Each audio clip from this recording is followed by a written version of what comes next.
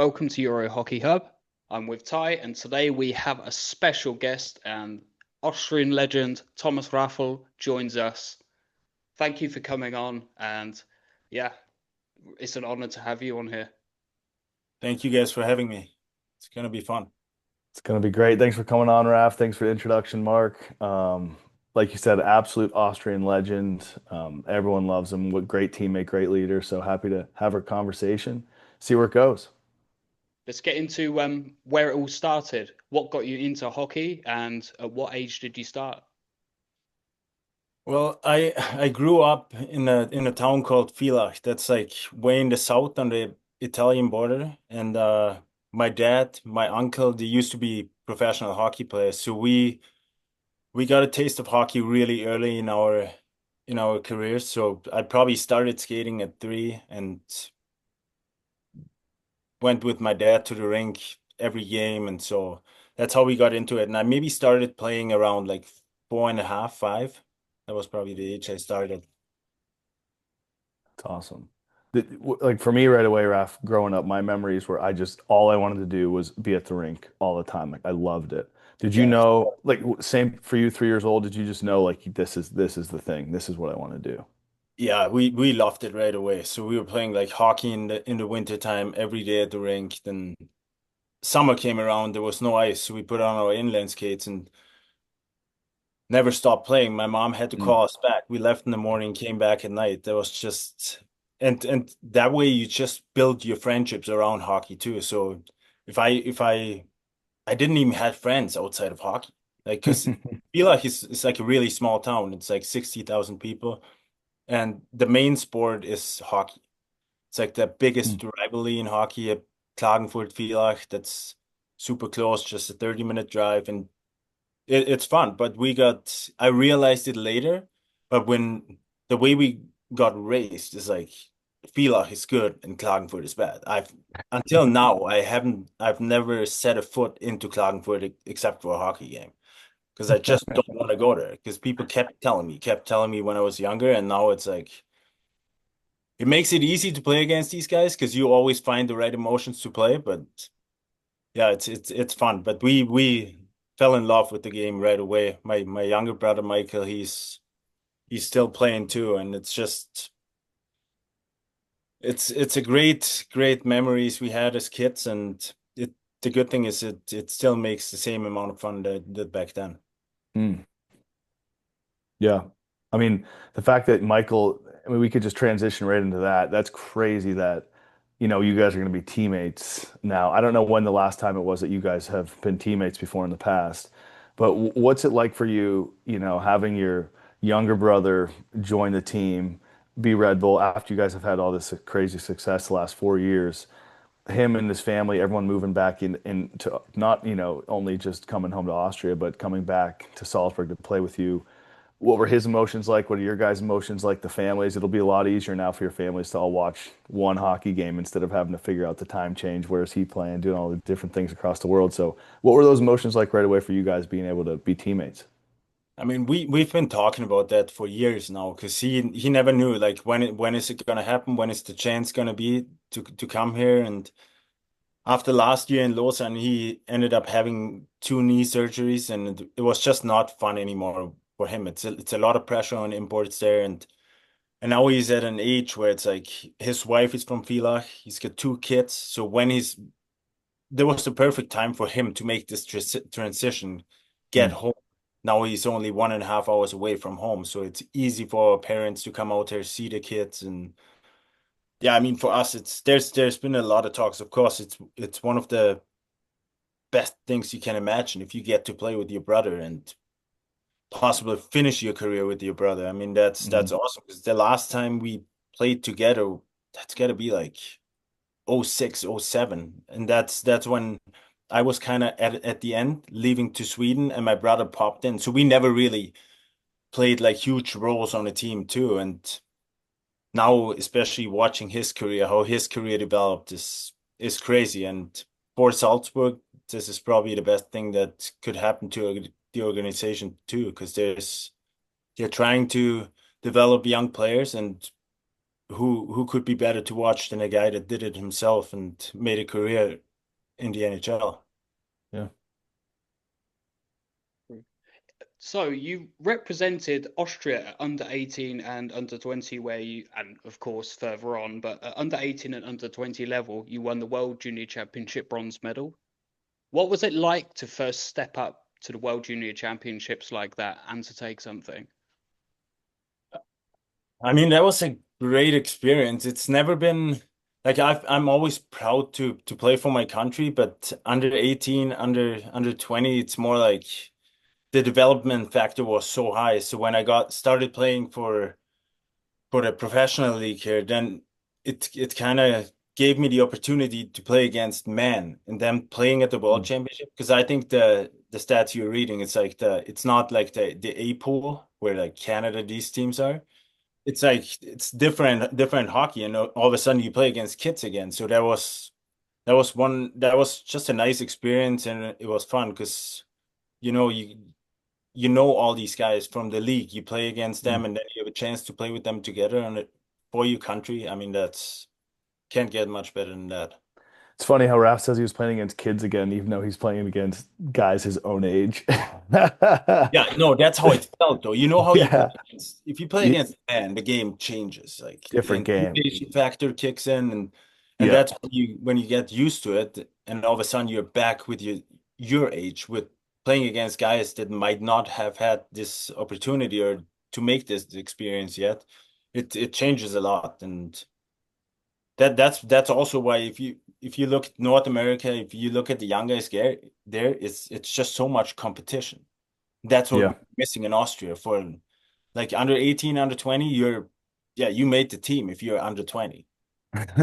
This is how we in Austria really have to pick kids that play hockey because it's Mm. just it's not the main sport, and I know the league's been working on it for a long time, but I feel like what you guys do here, like these podcasts, get into people's ears, that could help a lot, and I think it's just a great idea from you guys. Mhm. Appreciate that. Yeah, that's kind of the goal. Like we obviously my 5 years in Austria were some of the best years of my life. My family and I, wife Bailey and our kids, we loved it every single day. And I mean, you talk about the Austrian players work hard. Everyone's strong. Like everyone knows how to work out. The work ethic is definitely there. Like what you're saying, kind of to get kids like from a young age. How can you start that process where, like Germany, I think Germany has, I don't know, 50 million more people than you guys or something Yeah. crazy, So but it's hard to compare to something like hard that. to compare to something like that. Maybe like Switzerland would be a better comparison. And how to at a young age get those kids to develop those skills, those hockey skills, how to get them to understand that compete level, how to get them to understand like how to get to that next level. Because sometimes to an Austria, if you look at the best Austrian players, if you look at you, Hank, who is in Salzburg forever, all the guys like Tratnig, I'm trying to think of like the older guys. You, Else you here could that you say, yeah. you could still throw Schneid's, Ali, like a bunch of guys in that list. Um, Everyone kind of went elsewhere, like they went Yeah, to oh the yeah, sweet. you have to. Everyone went somewhere else. They experienced it. They understood that the mentality of I need to get here, I got to work that much harder. Because sometimes I think in Austria, like what you're saying, if the numbers are down, you're sort of going to make it up that step ladder a little bit easier. What would you say to kids that are just starting to play hockey in Austria or the young kids, how to have that mentality of really pushing and trying to get to that next step? Not that you have to leave Austria, but No, how no. can you push yourself to The- truly improve? Honestly, the way that's how I would personally d describe myself too. Like my skill is not is probably average, but then there comes stuff into play that you can control every day. So it's like the stuff I do, like I never trained, I never did anything so somebody can see me. I Mhm. love doing stuff behind closed doors because I knew I'd do an investment for myself. And this is like the hardest part, whether it's playing hockey at a certain level or personally trying to get better. Now I have the experience and I can say you have to leave the comfort zone. Mm. If you manage to leave it and you're gonna start feeling comfortable, being comfortable, uncomfortable. You know what I mean? Hmm.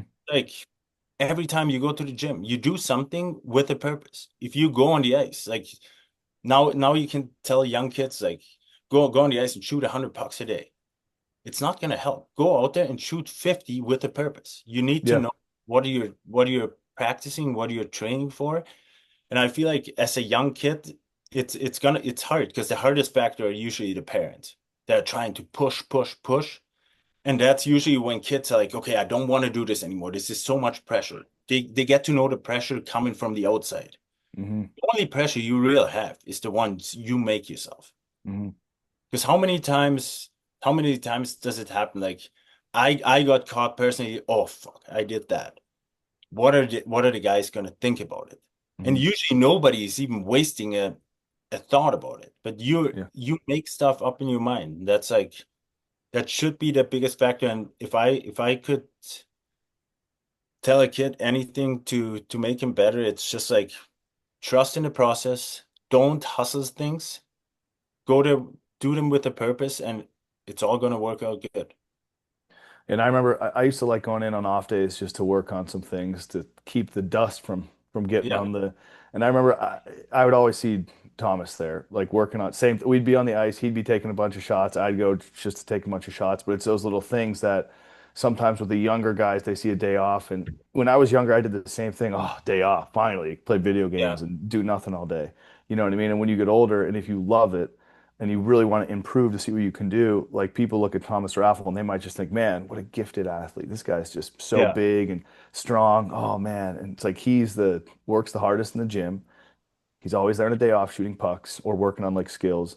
And it's those little things you don't know. You don't understand how deep those roots go, how much you've watered that big tree to get to the point, where you're at, how much practice yeah, has been put into it. So yeah, I mean, always getting better, working on something, working on the body, whatever it is, putting all the supplements in his coffee, whatever it is. yeah. Raph is he's been ta he's been taking care of that big body for a long time, and that's what I think the thing that people don't fully realize. Yeah, but it's also like when you looking back now, like there so many things I experienced throughout my career make sense now. At the time, you might think it's why the hell am I doing that? It's not. And looking back after, it's like everything makes sense. And that's also a big part that I can tell you now at 39. I can still play because I figured out that after 30, your body's gonna change. It's gonna drag you back down. On the other hand, you're gonna get this split second, the split extra second on the ice. You're gonna gain every year. You're gonna gain time because you have the experience. You've been in certain situations. There's always new situations, but they're kind of similar. So you know your body positioning, what do you have to do, where do you have to skate to get a puck. So all I'm doing now, I'm trying to keep the part that's naturally dropping as high as I Hmm. can. And this is the difference because I've played with guys 34. They're like, okay, my body can't do it anymore. I love the game, my body can't do it anymore. And it's like if I got to play with so many guys in that age class, like between like 34 and 36, and all you see happening there is like it's natural to become lazy. It's like, Hmm. okay, I'm I'm a little too old now. I'm not gonna do this. I'm gonna take my time there. Yeah, you can do that, and you can maybe squeeze out 2 more years. But if you want to start working for like longevity and doing like whatever, you can control it. I'm 39 now. If I go out there next game, torn my ACL, it might not heal as quick as it does with the 24-year-old. But I can do everything to prepare my body as best as I can so it doesn't happen. And I feel like if your mind's sharp, if your body's ready, that you kind of hold yourself out of situations where that stuff happens. Because that's like usually stuff like that happens if you're not fully committed to something or you know how Yeah. quick it can go in hockey. And the passion. I mean, you love it and you're passionate about it. And some people burn out from that, and you haven't yet, which is obvious to see. And I've got some more things along that lines. Mark, I don't know if you want to touch on more of Raff's career and how he's kind of progressed into where he's at now. Yeah, just one question actually. So, was there like a particular player or someone that you really looked up to? Like in the Austrian league. In general, just throughout your career, was there someone that you looked up to that kind of motivated you and or you liked their style or something? I mean, I loved Malkin growing up. Like I thought he was a sick player. Kopitar is a sick player, Mm, but that's also like you pick guys that do something special. Kopitar is probably one of the best two-way centermen in the NHL.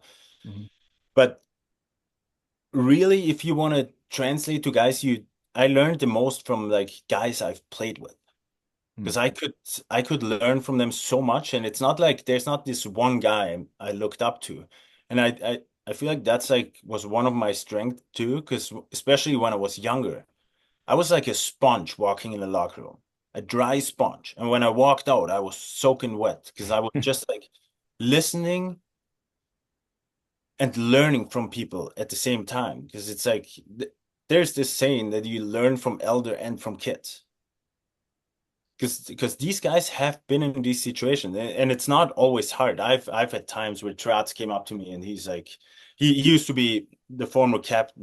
captain for quite a few years in Salzburg, and he's like, he came up and he told me like, okay, hey, you should do this. This is not gonna translate to your game very good. And I told him like, okay, fuck off, please. I'm gonna find my own way.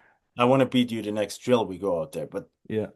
so and now I'm trying to tell young guys, and all I get back it's like this fuck you too. Same thing. But this is natural too, because I feel like you need that.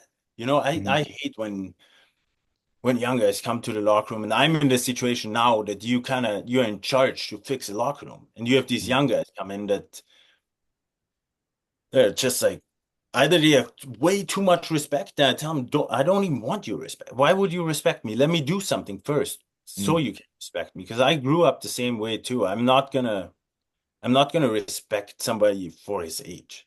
Like, why mm. would I respect somebody for his age? But I respect people, and it's not like every people, whether it's the guy driving the Zamboni or the number one centerman or the other team, I hand them the same respect, Mhm, and all the other stuff needs to be earned.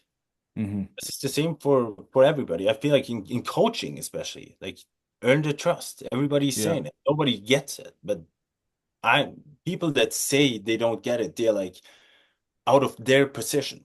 But if you're in a coaching position, you don't have one guy, you got 24 guys, impossible to make everybody happy. But Yeah. yeah, Yeah, they need to trust. I mean, I think a lot of guys need to learn by failures too. You know, you you need can it. tell a young guy, hey, when you're going to the net, keep your stick like this, or don't get boxed out, spit, whatever it is. And they're just like, yeah, okay. And the next drill, they do the same thing you saw they did wrong, and you're just like, man, come on. Like you know, you're trying to help you, but until maybe you look away, then they do it, and they're like, oh, it does work. You know, you're like, hey, Yeah, we're just trying to help. And I know I talk too much, so I'd be talking to guys or texting guys, and they're probably like, oh, another thing from Ty. Here we go. But when you want to help people, you truly see like, oh, what they yeah. can do. But you But know what? These guys, whoever you tell something right now, and these are going to be the guys that fuck off, but they're gonna look back in years, and they're gonna know, okay, yeah, whatever I was trying to do here was supposed to help me, hmm but that's why you need to live the moment. Like you can't really wait. If you get something, try it. Because I'm the same guy. I try everything. Like sometimes yeah, my wife's like, "What are you doing again?" Like I tell her I can't eat this, I can't eat this. I'm gonna try this. He's like, "Okay, this is not gonna work out. Happens every 2 weeks." And but it's like that's how I learned. I learned by doing. yeah. And you know who else? A young guy on the team who isn't really that young anymore, but has definitely taken those steps. Who you can tell is Tolly. Like Toller, you know, I think it was maybe his second year or something. Whenever it was my first year there, and he had the tools, and he was he was starting to figure out a little bit. And sometimes you'd be like, oh man, in practice, he'd be like, you'd be frustrated with him, but you can tell how he mentally he's like he's soaking it in now, like what you were saying. Yeah, yeah, And his game has just been climbing and climbing like crazy because he's listening, he's trying new things, like he's figuring out how all the culture and stuff works. I mean, Tolly's a great guy. Yeah, He, he's Tali. he's one of a kind. But you can tell he's learning how to get better, how to grow, how to do different roles. He's blocking shots, he's being physical, he's doing all these things, and it's obvious watching his game. So, I Yeah. mean, him having guys like you on the team, it helps a lot. Raph, I got a question for you. When you were when when you were growing up, obviously Vlock all the way, Klagenfurt, forget about him. Yeah. Vlock all the way. As far as other Austrian teams, was there any Austrian players like in the league that you loved or loved their game? And then on the flip side of that, any games you remember watching as a kid between clubs where you have core memories of any specific scenarios or situations in the Austrian league specifically? Ah, I mean, there's been some really good players that like Oliver Setzinger. Setzi, wow. Honestly, this is I've never seen something like that. Like Hmm. his skill was so off the charts, like whatever he did. And he Hmm. was like not the guy that was working out whenever nobody was Hmm. working out. He was just pure talent. Yep. It was amazing because was he playing in Graz when Yep. you were there as a Yeah. dean? How can you do that? He probably could play goalie if you put him in there. That's how skilled. Yeah. No, He was insane. he He did was. he did things. He was like Fedorov. Like he was crazy. He was so, and Setsy knows this. Mentally, he sometimes would just like get a little bit too hot-headed, and he knows probably that held him Yeah, back a little bit. Yeah, his skill, what he could accomplish on the ice. Whew. yeah. It's kind of because I remember that. I think it was like 2000. It's gotta be 2004 where they had the World Championship in Vienna, and me and my dad we were traveling out there to watch a game, and it ended up being Austria against Russia. And I remember Seti came in. I think he came from the Finnish league, like Mm-hmm. under 20, or maybe he was in the Messis, but he came back and he was like 20 years at that time. So Seti is like picking up the puck against Russia, going coast to coast, puts it on the post. Like this is something you're never gonna forget. I feel like after this, watching this, you you probably should sign your NHL contract right away. Hmm. But then there came like other players in hand because he was drafted. Like no, they couldn't look past him. But then Yeah. I feel like when he got the chance there, it was just like maybe that was like his downside that he wasn't like mentally in a point where he could adapt to something else. It was just Hmm. like he trusted in his skill. Hmm. But then maybe that's so that just shows that there's so many little things in hockey that could decide whether you have like an unreal career or an okay career. Hmm. That's that's he's one of the players I'm probably always gonna remember because it was just like the full package. Unbelievable. What did you take away then from when you went over to North America? So the first time I went to North America, because I played junior in Villach until I was 18. And then no, my 18 at 17 I started playing pro and I ended up playing that was the lockout year. So they brought in Jason Krog, Ethan Morrow. And I remember like 5 games into the year, I was planning to be like Nicky P. You know Nicky P. Ty I don't know. Patrick used to be the captain in Dornbirn for a long time, but whatever. I played with him. We were like set the fourth line, and back then the fourth line would be Greg Host was the coach back then, and he was like fourth line. We would sit untied skates on the bench until like the third minute, 15-minute mark, and okay, boys, we're up 5-1. I think we're gonna get a few shifts here. And then he played us nonstop the last 3 minutes. There was like a lactic acid party. It was just raining everywhere. But that's how it was back then. And the year after, sorry, then 5 games in, one of the Austrian players got hurt. He tore his ACL. So this Holsty calls me in and he's like, "Hey, you want to play with what do you think about a line Morrow, Krog, and Raffl?" I'm like, "Are you kidding me?" I almost pissed myself when he said. So I'm like walking in there, these guys sitting in there, like didn't know what to talk with them. Like my English wasn't not that good at the time. So I'm like sitting in there and giving them everything. If they want to have fruits, I was just running around trying to make them happy. And so after 2 practices, I remember Jason Croc coming over to me and he's like, "Hey, listen, Ruff, I like the way you play. You're a good young player. We're gonna try to develop you throughout the whole year." And he's like, "Whenever you have the puck, do something with it. If you don't know anymore, then just give it to me." And this is from a guy like Jason Croc. Like I was looking up to this guy and he's telling me that.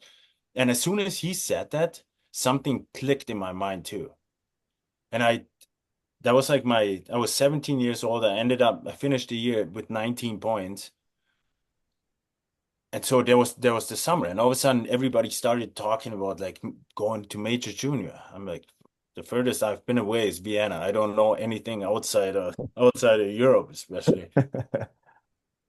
So we're waiting for the draft, and I got drafted by Kelowna, and then talking to my agent, he's like, "Yeah, this is your opportunity. Go there."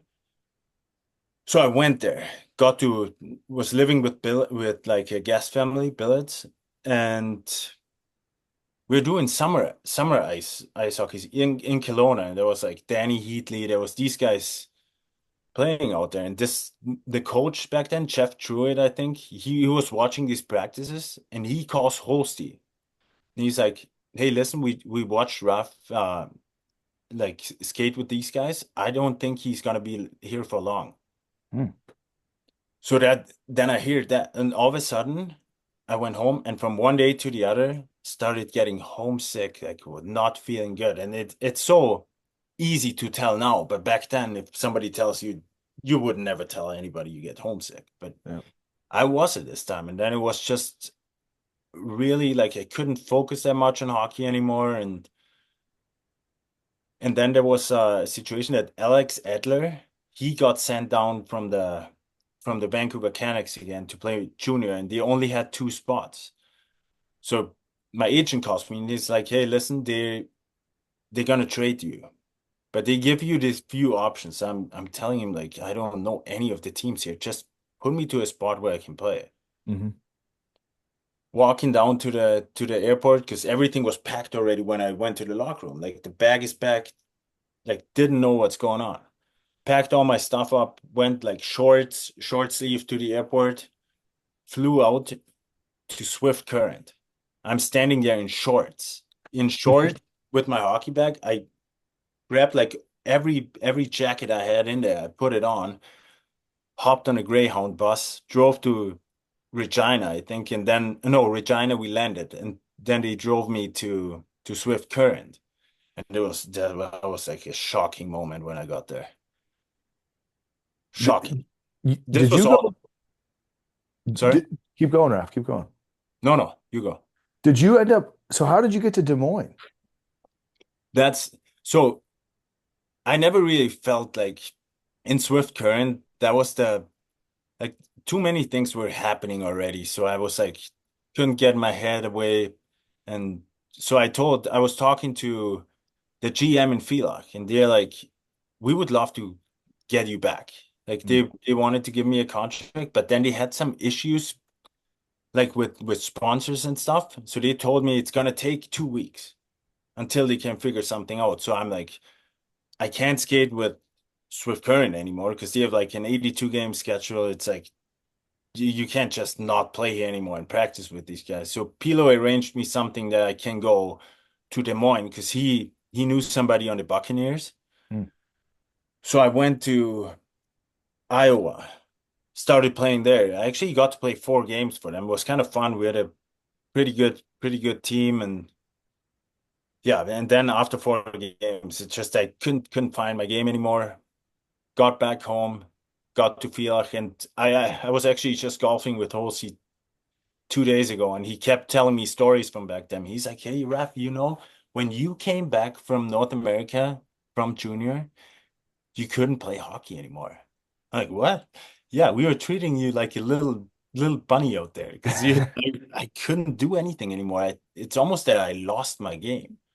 and then he started to force me into certain situations again, and I picked it up pretty good again. But yeah, that was a lot of learning experience I had there. That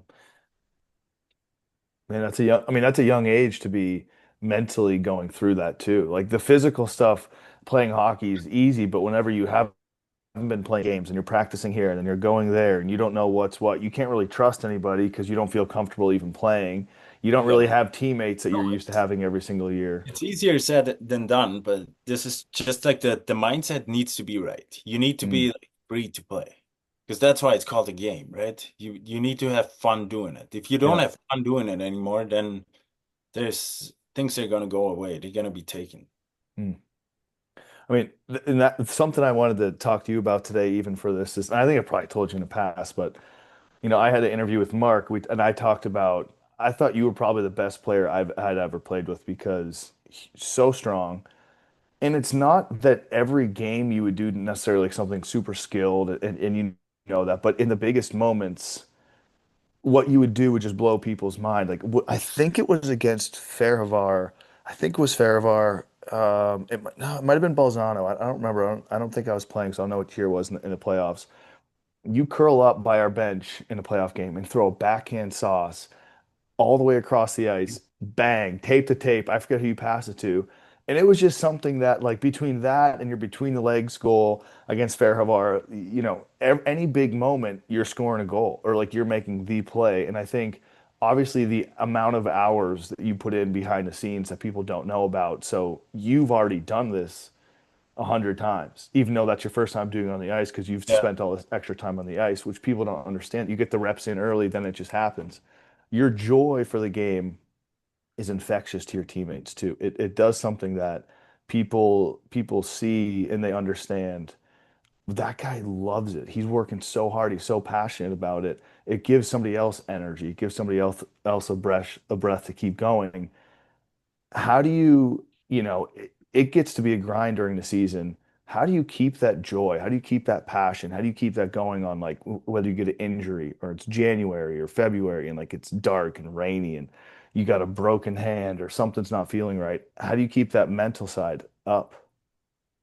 Well, first I appreciate you saying that, but yeah, I mean, it's just making the best out of it. It's like you can't. This is all stuff you can't control. I'm training with the same coach in the summer for 15 years now, and he knows that with everything I'm gonna go to the maximum. So he exactly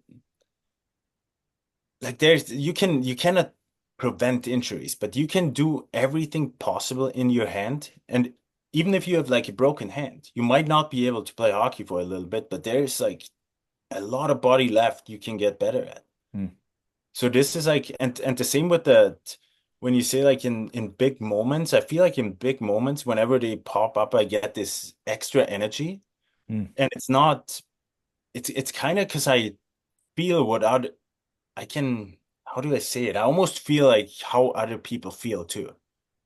Whenever you have a playoff game, a big moment usually is a big moment for both teams, and you can tell watching people. I've been watching people for too long now on the ice. You can tell when somebody's confidence is super high, when somebody is questioning stuff he does. This is like, and that's why it's so important. That's why everybody talks about body language. Hmm. Like, it's your body language you bring every shift. Of course, somebody's gonna look, okay, listen, this guy wants to go. I'm better gonna follow this guy. And that's usually all you need. You need one guy that pulls the trigger and then you need a guy to follow. So you get the whole team. And yeah, I mean it's not, and it's always somebody's mistake too. Like in these big moments, there was guys making good plays, and I was just. But the thing is, like you realize like you want to be out there for these moments, and that's like to make something happen, you need to be out there, and to be out there, you need trust from guys. So that's what you kind of build up, because you don't want to go out there. Sometimes I've played with guys that want to be out there, but then you can also tell that they're scared of making a mistake. Hmm. It's just hard, but it's natural. I know how this process comes, and it doesn't. It comes with me too. I've just had a lot of good people I was working with that, like, I soaked it in from every side. Like Matt McElwain, he's probably the guy that gave me the most hints I've ever gotten from a person. Mm. Without him probably knowing that. But the stuff he said, he was just like such a great human being Mm-hmm. for me, especially because he was helping me with stuff. He understood me. He understood me, and he was like putting that on top. How do you Mm-hmm. feel? Because he gave me like I knew I was always training a lot. So every time I get into preseason, I know, okay, there could be 100 issues, but it's not gonna be shape. I'm gonna be in shape. Maybe the skating is a little stocky at the start. It's just gonna come in 2 weeks. I just trusted that. But then it's like during the regular season, you have like games where I could almost like we played Tuesday, Friday. Then we had the Wednesday off. Instead of taking the day off, I went in there and did like 10 times 10 squats. So I was like, my legs were gassed. Then next day in practice, you're like, "Fuck, I'm not feeling good." And then the game started. You go to pregame skate. After the game, Matt comes over and he's like, "How do you feel?" I don't know. Today I'm not really feeling it. And he told me, stop worrying about how you feel. Mm-hmm. 'Cause he showed me games. He's like, you know how he had everything on video. He was like, okay, tell me the last 3 games you felt bad. And it wasn't that long ago when by the time he asked me that. I'm like, okay, it was this game, that game. We're sitting down in his office and he goes through the whole game, 60 minutes, first game. And I looked at it, I'm like, I don't really know why I felt bad. My Mm. skating looked good, my body positioning was good. Maybe I didn't score, but these are just these little triggers, you Mm. get like, of course, points. You need points. You get paid by making points, which I still think is not the right play. And especially looking in our situation now after winning 4 championship, it's easy to say, but it's not points that won us the championship. No. It's like it's almost like people getting away of thinking points and maybe make 10 points less than they could. But on the other hand, they gain this like this team power where you know what? Some other guy sees it. Okay, this guy's usually shooting every puck, but he's passing me that puck. Mm. So fires up the whole team, and it's so much more important than points. But of course, it's understandable. You need certain facts to evaluate price and stuff. Yeah. So it's always going to be like that. But it helps if you really want to win. It's not about that. No, and I remember Matt specifically in those meetings talking about, how we feel. Don't worry about how you feel. Just play. Don't Yeah, worry about how you feel. Just play. Same exact thing. 'Cause he said you might feel bad, but that doesn't mean you're playing bad. Don't worry about how you feel. Don't worry, man, my legs feel heavy. Just play. Don't worry yeah, about how you're feeling. Just go. Just play. Because at the end of the day, it's not about you. yeah, It's yeah, about the team. So even if you feel bad, okay, what can I still do to make the team do good? Even if my legs feel shot, my yeah, hands feel off, I haven't scored a goal, I don't even have a shot on net. How can I help the team improve even if I don't feel good? I mean, the culture he set in stone there for Salzburg was just, I mean, there's a reason why yeah, four in a row is four in a row. 100%. And it's not like in the moment when he tells you that, it's like, oh, I can do this play. I can Hmm. do that. But then when you look at it, and it's like he always kept telling me the same thing. I'm like, man, I'm not feeling good. I got no time. He's like, move your legs. Move your legs. As soon as I started moving my legs, I was like, oh, there's an extra second. There's an extra second. You got time. But there's so many triggers out there that are really easy to understand now, but at the moment it's like it's good that way. It's good Hmm. because if there would be somebody that realized everything right away, then that would be an unfair advantage. They're probably in the NHL. Yeah, probably. They are probably even a little more different. If you talk about like these top guys, Connor McDavid, this is like I would pay to just sit in his brain and watch his eye, the way he sees the game. It's got to be different. It's got to be a different game. Has to be. How everything almost seems like in slow motion. He knows what's going to happen before it happens. His ability to just make things go the way they're supposed to go for him, and then he makes a play. It's Yeah. just crazy. Yeah, it's crazy. Mark, should we get into the like non-hockey kind of questions here for the last little segment? Yeah, I think that would be good. Yeah. You want to start us off? Yeah, let's start with some fun ones. So, who's the best and worst card player on the team? On the team Besides now, besides Schneid. Schneid's obviously the worst player. no, I think Ty still has a picture on the bus, but no, but yeah, I feel like Schneitz is really bad too, because it's just a fact, because he thinks he's really good and makes it even worse. Just fun to stir him up a little bit. But Schneid's Yeah. is great. Yeah. And whenever you give him a chance to be on the podcast, I know he's gonna fire back. Yeah, it's good. We need that from him. Okay, it was best card player for Mark's question. Who's the best? Who's winning too many games? Last year. Best card player last year, it's probably Balti, Florian Ooh, Balti. He's underrated because he for the most part he doesn't look like he wants to play cards, and then we always dragging in, and he's always cashing out. because he's sitting at the back of the bus looking over everyone's shoulders to see what cards they Yeah, have. but it's just these card games, they're so it's like we had so many fun characters last Mm. year. Dennis Robertson, he's sitting there, he's like a little professor, and he's always he's taking score. And for some reason, he's always up there. He's like, okay, Robo, you tell us whenever you are low too. Because he keeps like, I did tell you. And then we had like Jay Ganaway. He was Mm. like he was an entertainer the whole year. He's just Great. like doing his thing. Hmm. Yeah, gosh. I mean, the one thing I think people forget, you can't build a championship team overnight. Usually, the group of guys on that team, I mean, first of all, the Austrian guys, the foundation you have is unbelievable. And then the Yeah. imports that brought in are just characters that want to win, they want to have fun, they want to enjoy those like moments with teammates together. And I think it's just been, gosh, those bus rides were Yeah. a blast. I mean last year, honestly, you watch a few games?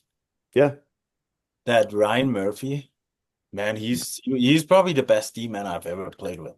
smooth. I've ever played with. Like, and the thing is, he came in, and when training camp started, he looked so weird. Like his skates looked like they were 3 years old, taped his ankles out there, and you could tell he's a good skater, but you couldn't tell much more than that. And all of a sudden, he picked it up, and he was nasty. He would take Na- the puck on a breakout and he would just beat guys wide all the time. All the But time. that's the thing about him. He was probably the first import I've ever seen. We go to Linz. We lose the game there. He's on the bus crying. Like, hey, Murph, what's going on? Oh, we can't do that. We have like 10 games left in playoffs. We are not where we are supposed to be. And he's like, he wanted to win so bad. It's like when playoffs came around, he started like doing back skates on the ice. He's like, who is in? Who is in? And he knew exactly like the guys he has to ask, because all of a Mhm. sudden he asked like three guys win. Because if you ask like Peter Hokov, like if he wants to do a back skate, he's too length in already. Yeah. But yeah, he knew who to ask, and all of a sudden there was like the whole team. And I remember Oliver standing there, like walking out the coach's room. He's like, what are the guys doing? He's like, I don't even have to call back skates. I don't even have to worry about anything because it's came from the team. And Mm, that's the stuff that made us so good. yeah. I mean, you talk about Hokey, Hoobsy, those two guys are just different Yeah, they're teammates. different. But it's just like you don't get players like that. Mm-mm. Like Hokofa, I don't think he ever scored more than 10 goals. But if you see the stuff he does, he probably blocks like 10 shots a game. And Oh, he's just like, whenever there's PK, he's standing up and he's like, I want to get this puck. And mhm. he's like a dog out there. Yeah, And if the then you coach, guys, and then you have guys like Schneitz and Nissi, they're Nissi's probably getting to his prime right now, and he's sick. oh yeah. Yeah, that roster is so impressive, top to bottom of guys that just want to win, know how to win games now. Yeah, And they're still, like you said, still getting better. Like Ali's gonna have a great year. yeah, Nissy's even getting better. Like all these, like Luca Hour is going to have a big year. All those guys are climbing and improving. It'll be interesting to see That how. and that's a real fun part to be a part of too, because it's like for me, I've been here for 15 years now, and you know how in hockey it works. You get on the team, you're the young guy, and then you feel like a young guy, but it goes so fast. And all of a sudden, you look back. Now I look at the like lineup sheet. I'm like, I could be 80% dad. But it's just like, every year goes by. You go win the third championship. You're sitting home in the summer, and you're like, what does need to happen here to be not successful? Because I'm gonna try to stay as healthy, as good in shape as I can, and all these other guys automatically gonna improve everything. Mhm. Like, dude, look at Tyler. Tyler, he's like the steps he's taken are huge, and they're gonna be even better the next few years. Because Mhm. now, when it gets to be, he still got declared as a young guy, but I feel like he's like a top six forward. Yeah. And when he knows that, and he starts to feel a little secure, that's when it's just the sky's the limit. He could Yeah. he could do a lot. I think so too. I think you're totally right. I mean, yeah, the culture you guys have, just the willingness to win and do whatever it takes. It's not a secret to success. It just takes a lot of work, and you have to Yeah. have the right guys. Okay, Yeah. here's a funny question.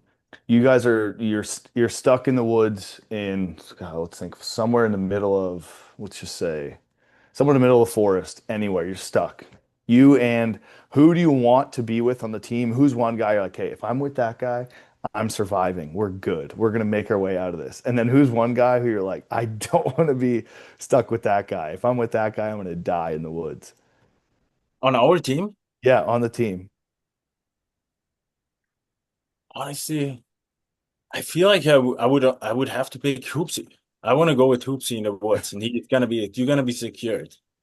He starts building stuff, and he's like pretty skilled in that way. And who would not want to be in the forest? Probably Yeah. Schneid, because we would start eating something we find in the forest, and that would not end up being good. That's funny. Yeah, Hoobs, you'd be climbing a mountain in 2 seconds, figure out where you Oh, need to go. Hoopsy would be perfect because he would know what to look for too. He would actually, yeah, 100%. That's awesome. That's so great. Mark, you got anything else? Yeah, I've got another funny one, and that is who has the best style on the team and who has the worst style. The best style on the team, it's got to be Ali. Ooh, yeah. Ali has pretty nasty style. He's like walking in there, and every time you see him, is that kind of cool? Yeah, you never know what it's Everything going to is kind be. of cool. He can wear whatever he wants. I'm like, Ali, that's a cool outfit you got today. Oh, these are my old Eastern trousers from 2006. They look good.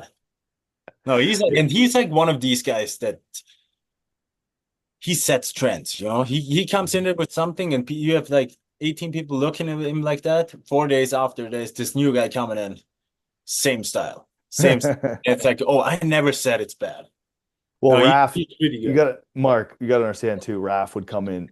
Raph, whether you're playing a game of cards, you have no idea what card he's going to play. It could be anything. You don't know what he has.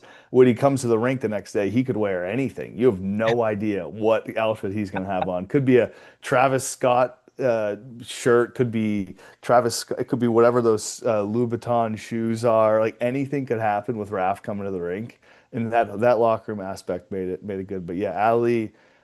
It was if I wore what Ali wore, it would be hilarious. We could say that. If I Yeah. showed up to the rink in Ali's outfits, people would be like, "Ty, go home and The change." thing is that he's like bringing the confidence in his dresses too. Yep. So that's like because I would think you are the person that would put it on and you would feel awkward yourself, and then you walk in and that's you're just feeling these emotions. Everything. All right, Ty, you don't feel comfortable wearing. Yeah, you know you shouldn't wear Yeah. that. Yeah, that is a really good point. So, Raph, for this season for you guys, what are you hoping? Obviously the goal is to win, and you got a lot of young guys coming in here. For what's to come here, like what are your guys' next steps? Like for me as a Red Bull, player that used to be there, and as just a fan of the Austrian league itself, as a fan of the country, love Austria. Like I would love to see you guys win or get close to winning the Champions Hockey League. I know that's an insane task to do as an Austrian team. I don't think it's ever been done. I No. can't imagine. That would be huge. Like talk about putting Austria on the map, for those situations. Besides maybe something like that, what do you see as a step for you guys to take as a country, but also as your guys' team this year to get to the next level, whatever it is? I mean, I feel like the biggest thing we have to take care of, it's just like, and we did a really good job the last 3 seasons. You know how it's like winning never no year is going to be copy paste. So teams are going to be ready. Teams Mm. are buying players to solve certain situations, and we did too. We had a few changes, a few tweaks on our team. We got a new coach coming in, so there's for sure going to be changes. But the main factor is just we got to stay humble. This is like, if we get, and this is not like a job from the management. This is not what a coach can do. This is what a group can do. So we need to find a way to keep each other accountable and just hungry for more. And then it's Mm. like, then it's the path is there. Like every game you skate out there, you want to win. This is not going to change. We're in a lucky position that we actually, like you said, you played in Maribor. I can't remember when I played an exhibition game that didn't matter, Mm. because we usually have like 4 days on the ice, 14 practices, and then we play Zug. That's an exhibition game where you better run, like Yeah. grab your legs and run. And then we play the Red Bull Salute, which is big for Red Bull. So you want to do that, you want to win that too. It's not really exhibition games. And then the Champions League starts, and that's we could tell last year, like, if you look at the Swedish teams, they're really good, but it's like, the if we play the style of hockey, we need to play against opponents like that, which is not flashy. It's just like straight up honest hockey. Mm. That's how you can beat teams like that. And we did it last year. And I feel like against Färjestad, we we should have just went up there with maybe a little different mindset. Because we went up there, we won the home game 3-1. So we were 2 goals ahead starting the game, and we thought we could like just go out there and bring it to them. But that was like, opened too many holes, got scored, and all of a sudden started to get a little nervous. And then it was just a showcase of their skill, because they Mhm. do have players, and you don't want to bring them in the situations where they excel, where they're really good power play stuff. And that's what happened. We're kind of forcing the game to come to us, make penalties, and I feel like if we fix that, and that's how you learn from games. You need to have these losses, otherwise you would never learn them. And I mean, this year I wouldn't say that it's impossible. It's gonna be really hard, but it's gonna be a challenge. And the good thing is, this is the first challenge, and it's gonna drag over to the next one. And I'm looking forward. That's the funniest part for me now, because I'm kind of in a different position. I've been on teams as a young guy. I've been on teams with great leaders where I saw them doing stuff, and it's everything that makes sense for me is just, you need to make the locker room an environment where everybody loves coming. If you figure that out, it's gonna take care. Like, you Mm. have 20 buddies on the team, which is not always there. Like, it's hard, because Yeah. there's some people that are just not interacting good. But you need to find a way to everybody accept his role. And for the team, we're gonna do this, and it paid off really good for us. And just gonna hold on to that, because that's like the main factor that's gonna matter. Playing wise, like, we can't predict what other teams gonna do. They're gonna do changes, and that's why we got a good coaching stuff to direct us in that way. Awesome. Awesome. Yeah, excited. So hopefully we can, the league will, it does seem like it's growing. It seems like each team is kind of wanting to win more. It's bringing some more revenue to the league. Hopefully it brings more fans to the league. Some better imports keep getting better and better, so the Austrian players can learn more from them, and each Yeah. team's foundation gets a little better, which build the Austrian hockey to get to even, improves every single year too. So yeah, it'll be interesting to see what happens this year. Mark and I will be following along close. Enjoying it as well. So Mark's in Vienna right now, but he'll be stopping periodically throughout some different rinks, I think, throughout the year too. So that'll be kind of fun. Yeah. I wanted to ask, I keep seeing the tattoo, and also I've done my research. You've played in the Olympics, like, wow. Well, tell us about that experience. Yeah, that was a really good experience, especially like making the Olympics with Austria is really hard because we always have to play in these qualifiers. You play good teams. Like the year we went to the Olympics, Germany didn't go because I think there was like Germany, Netherlands, Italy, and Austria. That was the group we had back then. Both of us beat the Netherlands. Germany beat the Netherlands. We beat the Netherlands. We beat Italy. Italy beat Germany in overtime. So we knew a tie would be good enough for us. So we're like playing Germany the last day, and we're down a goal, 7 minutes to play, I think. And then you had like Marcus Peintner. He's a former Austrian hockey player too. I remember him getting the puck, and he was like a little bunny. He was jumping around on the ice, and he made that cut to the middle, wrist shot in between the hash marks, goal, 1-1. And then we just dragged it over time. And I remember this overtime where like nobody wanted to play anymore. They're like, okay, we made it. Like that was the emotions that we had back then were unreal. And then we went to Sochi. And that was a fun experience because we were like, I guess it's like the Formula One track where they built up the Olympic Village, and it was like super cool to see. And yeah, I don't know if you guys heard about that little incident we had back there. I mean, I can say that right now. I think that was like ahead of the like to make it to playoffs. We were playing Slovenia on Thursday, and Tuesday after the game, we like the boys are out for a few beers, and we got home a little later, and so then the next day we had practice, then we had game, and we lost against Slovenia. They had Ante Kopitar. They had like a good team too. So usually between us and Slovenia, it was always like everything's possible. It's gonna matter on like daily performance and stuff. We ended up losing that game, and after the game, all of a sudden there was this shitstorm going on that the Austrians are drinking, and Mm. we didn't make that. So that was the only downside because with these Olympics, it's like usually when you're done playing, this is like the fun part starts. You go to the mountain village, you go look at other sports, you party up there. We were not partying. We were every single guy was like laying in his room and just waiting for a flight to go home because it was like reporters everywhere, and that was like a huge story made out of nothing. And so I've like mixed memories with the Olympics, but it was definitely an unreal experience to take part in like playing against the best in the world. Because I remember we played Canada at the Olympics, and their fourth line center was John Tavares. It was just like we're on the bench, and we had actually Manny Viveros. He was the coach back then, and he was out there. And I remember them negotiating about line matching.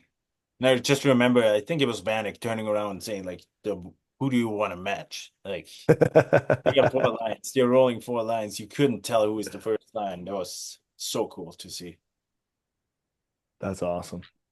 Yeah, that talent top to bottom. I mean, even the World Championships this year, watching you guys play those games, that was really fun to follow. Would have been, we got to get Austria back into the Olympics. That'd be amazing.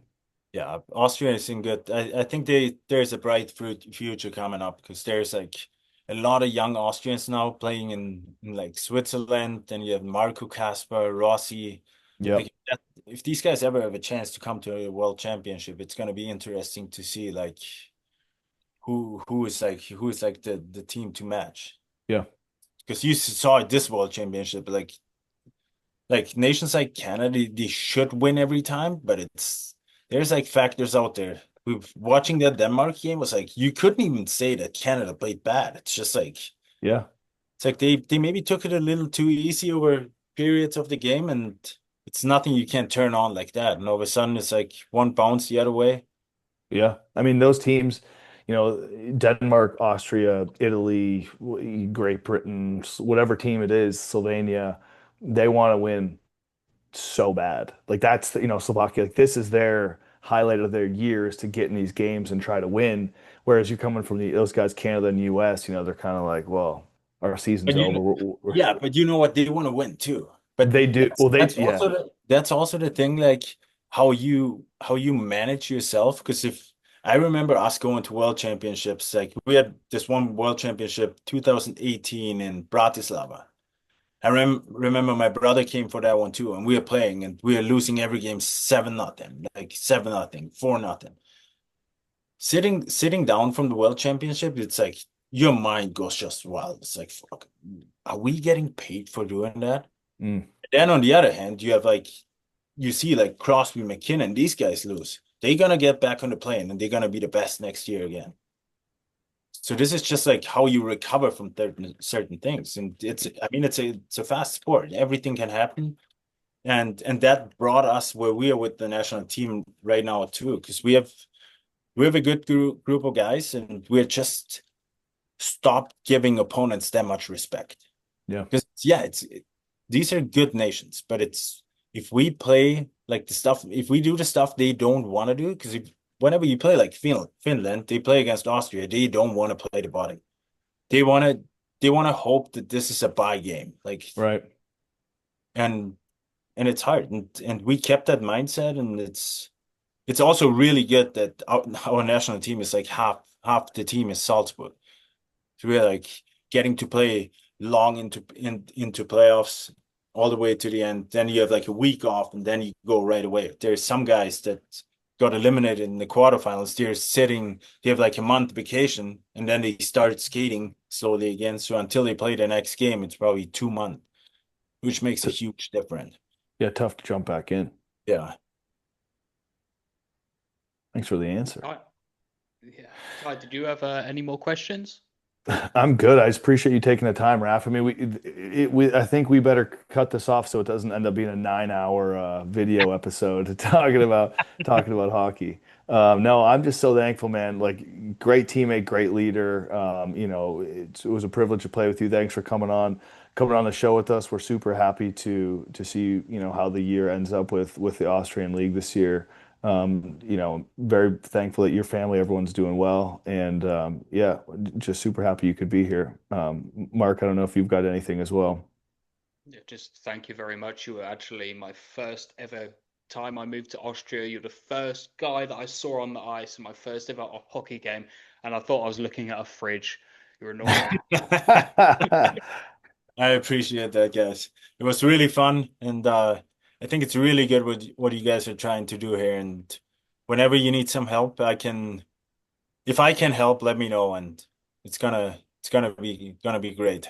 Hopefully, you guys get some other players on the podcast too. Oh yeah, Definitely beautiful. something interesting, because we saw it in our league last year when that Martin Pfanner and Host, they started doing that podcast in the league too. And it's honestly, I never thought that I would listen to hockey, but this is like personal stuff, Mhm. and I'm sitting on a bike riding up a mountain or something, having the earbuds in, so I'm listening to that stuff too. It's so cool, and I know it gets appreciated by a lot of people, because everybody can buy a ticket and go watch a hockey game, but you're still just a spectator. Mhm. And with doing that, that's the interesting part. You can like look behind certain things. You start seeing everything different when you get to know the insides. Yeah, exactly. That's the goal here. Just bring some personality, bring Yeah. some of the players, what they do their day to day to light because it makes it more fun. Yeah.